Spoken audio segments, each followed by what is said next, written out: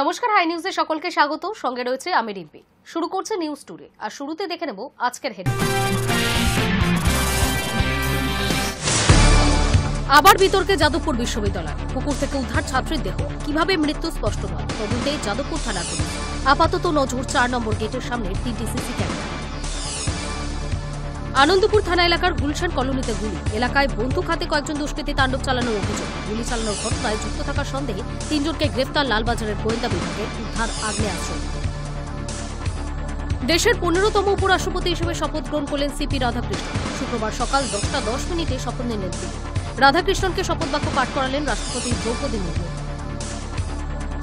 প্রধানমন্ত্রী সভার আগেই অগ্নিগর্ভ মণিপুর। গভীর রাতে সংঘর্ষ, নিরাপত্তারক্ষী ও দুষ্কৃতীদের। ছিঁড়ে দেওয়া হল প্রধানমন্ত্রী সভার ব্যানারও। অগ্নিগর্ভ নেপালে এবার মৃত্যু এক ভারতীয়। পশুপতিনাথ মন্দির দর্শন করতে নেপালে গিয়েছিলেন রাজেশ দেবী। হোটেলে আগুন ধরিয়ে দেয় জেন্সে বিদ্রোহীরা। পালাতে গিয়ে ৫ তলা থেকে লাফ দেন রাজেশ। গুরুতর আহত অবস্থায় রাজেশের মৃত্যু হয় হাসপাতালে।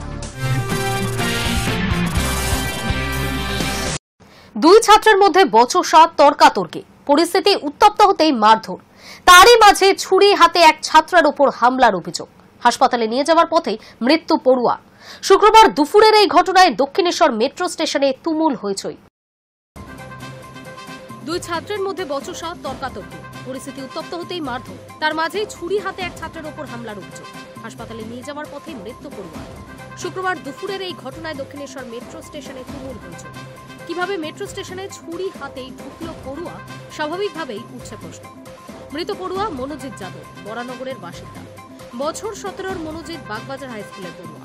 জানা গিয়েছে প্রতিদিন বন্ধু বান্ধবদের সঙ্গে মেট্রো চড়ে বাড়িতে ফিরত সে। শুক্রবারও তার ব্যতিক্রম হয়নি। ফেরার পথে মেট্রো স্টেশনে দাঁড়িয়ে বন্ধুর সঙ্গে বচসা বাঁধে। তার মাঝেই ছুরি হাতে আরেক বন্ধু হামলা চালায়। শেষমেশ মৃত্যু হয় পড়ুয়া। প্রত্যক্ষদর্শীরা জানান, শুক্রবার দুপুরে ৪-৫ জন পড়ুয়া দক্ষিণেশ্বর মেট্রো স্টেশনে দাঁড়িয়েছিল। প্রথমে তর্কাতর্কি শুরু হয়। উত্তপ্ত বাক্য বিনিময়ের মাঝে এক যুবক আরেকজনের ওপর ছুরি দিয়ে হামলা চালায় বলে অভিযোগ। বন্ধু বান্ধবদের দলে থাকা অন্যান্যরা মেট্রো স্টেশন থেকে রক্তাক্ত অবস্থায় পড়ুয়াকে উদ্ধার করে। আহতকে তারা হাসপাতালে নিয়ে যায়, তবে শেষ রক্ষা হয়। মৃত্যু হয় স্কুল পড়ুয়ার। ঘটনাস্থল ঘিরে রেখেছে আরপিএফ। এই ঘটনায় রীতিমতো আতঙ্কিত যাতায়াতকারীরা। স্বাভাবিকভাবেই মেট্রোর নিরাপত্তা ব্যবস্থা নিয়ে উঠছে প্রশ্ন। প্রসঙ্গত, কলকাতা মেট্রোর ব্লু লাইন সবচেয়ে পুরনো। শহীদ ক্ষুদিরাম থেকে দক্ষিণেশ্বর স্টেশনে প্রতিদিন বহু যাত্রী যাতায়াত করেন। সম্প্রতি এই স্টেশনগুলির যাত্রী পরিষেবা নিয়ে ভুরি ভুরি প্রশ্ন উঠছে।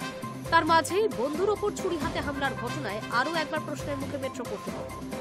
প্রতিটি মেট্রো স্টেশনে ব্যাগ পরীক্ষার বন্দোবস্ত রয়েছে। তা সত্ত্বেও কিভাবে এক পড়ুয়া ছুরি হাতে মেট্রো স্টেশনে ঢুকলো তা এখনো স্পষ্ট নয়।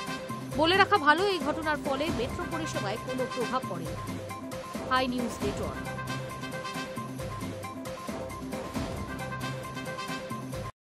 শুক্রবার বিভূতিভূষণ বন্দ্যোপাধ্যায়ের ১৩২তম জন্মবার্ষিকী পালিত হল সীমান্তের গ্রামে।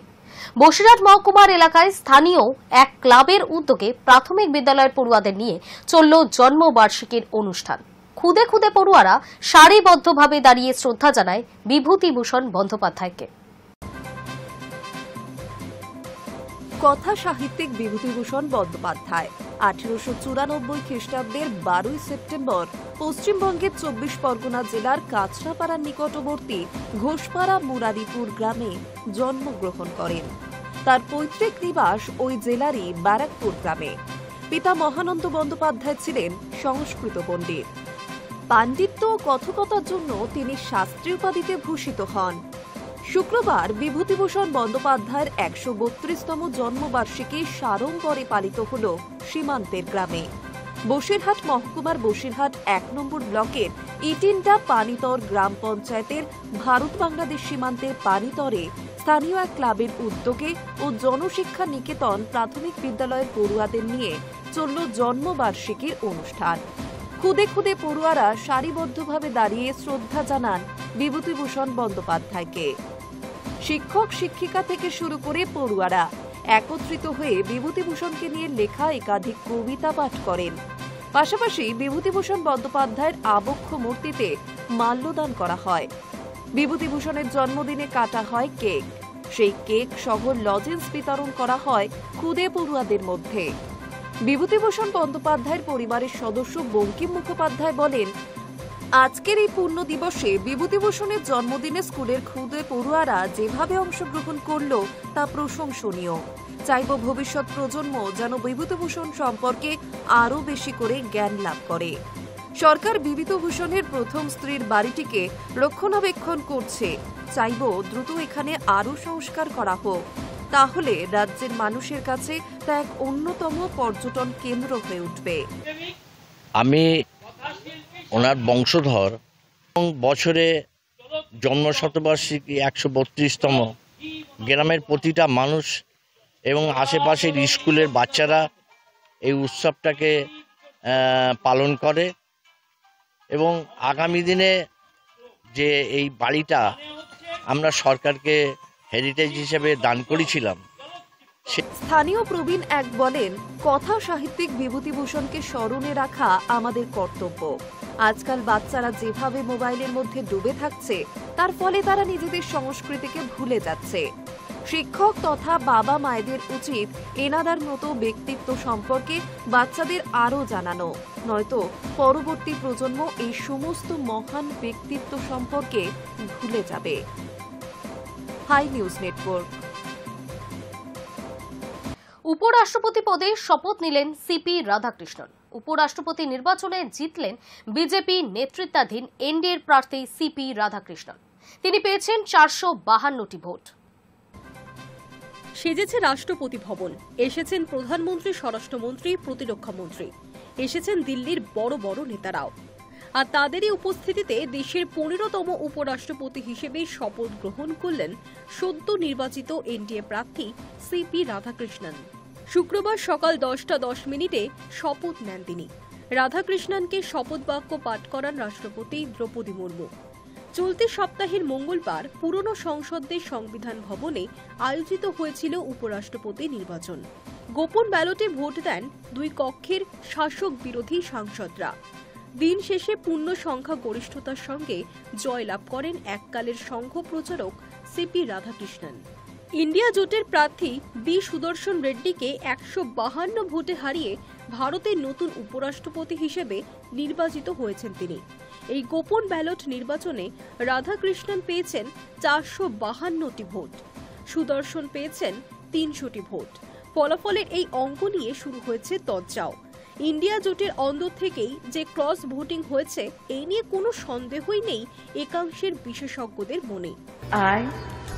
I, Chandraviram Ponnuswamy Radhakrishnan, do swear in the name of God do swear in the name of God that I will bear true faith and allegiance that I will bear true faith and allegiance to the Constitution of India to the Constitution of India as by law established, as by law established, and that I will faithfully discharge the duty and that I will faithfully discharge the duty upon which I am about to enter.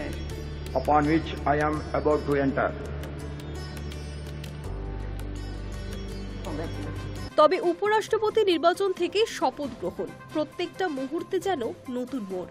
শুক্রবার দেশের 15তম উপরাষ্ট্রপতি হিসেবে শপথ বাক্য পাঠ করলেন CP Radhakrishnan.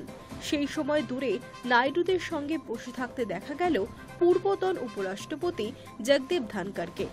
বাদল অধিবেশনের প্রথম দিনেই ইস্তফা দেওয়ার পর এই প্রথমবার জনসমক্ষে দেখা গেল তাকে। Hi news network. রাজধানী দিল্লিতে ফের বোমাতঙ্ক, এবার খাস হাইকোর্ট। সূত্রের খবর, ইমেল মারফত আসে এই খবর। পাশাপাশি একই ঘটনা মুম্বাইয়ে। একই দিনে ঘটা 2 ঘটনায় স্বাভাবিকভাবেই ছড়িয়েছে চাঞ্চল্য। রাজধানী দিল্লিতে ফের বোমাতঙ্ক, এবার খাস হাইকোর্ট। দিল্লি পুলিশ সূত্রের খবর, হাইকোর্ট চত্বরে বোমা রাখা হয়েছে। একটি ইমেলের মাধ্যমে এই হুমকি দেওয়া হয়েছে। ইমেলে বলা হয়েছে, পরিবারতান্ত্রিক নেতাদের খতম করার উদ্দেশ্যে পাক গুপ্তচর সংস্থার মদতে বোমা রাখা হয়েছে হাইকোর্ট চত্বরে। হুমকি বার্তা পাওয়ার পরেই হাইকোর্ট চত্বর ফাঁকা করে দিয়েছে দিল্লি পুলিশ। শুক্রবার অন্য দিনের মতোই একই সঙ্গে একাধিক বেঞ্চে শুনানি চলছিল। আচমকাই একের পর এক শুনানি স্থগিত করে দেওয়া হয়। আচমকা এভাবে শুনানি স্থগিত হয়ে যাওয়ায় আদালত চত্বরে গুঞ্জন শুরু হয়। কিছুক্ষণ পরেই জানা যায়, ইমেলের মাধ্যমে অজ্ঞাত পরিচয় কেউ দিল্লি হাইকোর্টে বোমা মেরে উড়িয়ে দেওয়ার হুমকি দিয়েছে। ওই ইমেলে একের পর এক বিস্ফোরক দাবি করা হয়েছে। বলা হয়েছে, পাক গুপ্তচর সংস্থা ISI এর মদতে হাইকোর্ট চত্বরে বোমা রাখা হয়েছে। পরিবারতান্ত্রিক নেতাদের খতম করার লক্ষ্যেই বোমা রাখা হয়েছে। ইমেলে রয়েছে রাহুল গান্ধী, এম.কে. স্ট্যালিনের নামও। এও বলা হয়েছে ওই বোমা নিষ্ক্রিয় করার কোড জানতে হলে কাউকে ফোন করতে হবে। বার্তা পাওয়ার পরই গোটা হাইকোর্ট চত্বর খালি করার সিদ্ধান্ত নিয়েছে পুলিশ। ইতিমধ্যেই ঘটনাস্থলে গিয়েছে বম্ব স্কোয়াড। জোরদার তল্লাশি চালানো হচ্ছে। অন্যদিকে দিল্লির পরে মুম্বাই। শুক্রবার দুপুরে হঠাৎই বন্ধ হয়ে যায় বোম্বে হাইকোর্টের কাজ। দক্ষিণ মুম্বাইয়ে হাইকোর্টের ঐতিহাসিক ভবন বিস্ফোরণে উড়িয়ে দেওয়ার হুমকি দিয়ে পাঠানো হয় ইমেল। একই দিনে দেশের দুই গুরুত্বপূর্ণ হাইকোর্টে বোমাতঙ্কের ঘটনায় চাঞ্চল্য ছড়িয়েছে। উল্লেখ্য, গত কয়েক মাস ধরেই লাগাতার দিল্লির স্কুল এবং বিভিন্ন সরকারি ইমারতে এভাবে বোমা মেরে উড়িয়ে দেওয়ার হুমকি আসছে।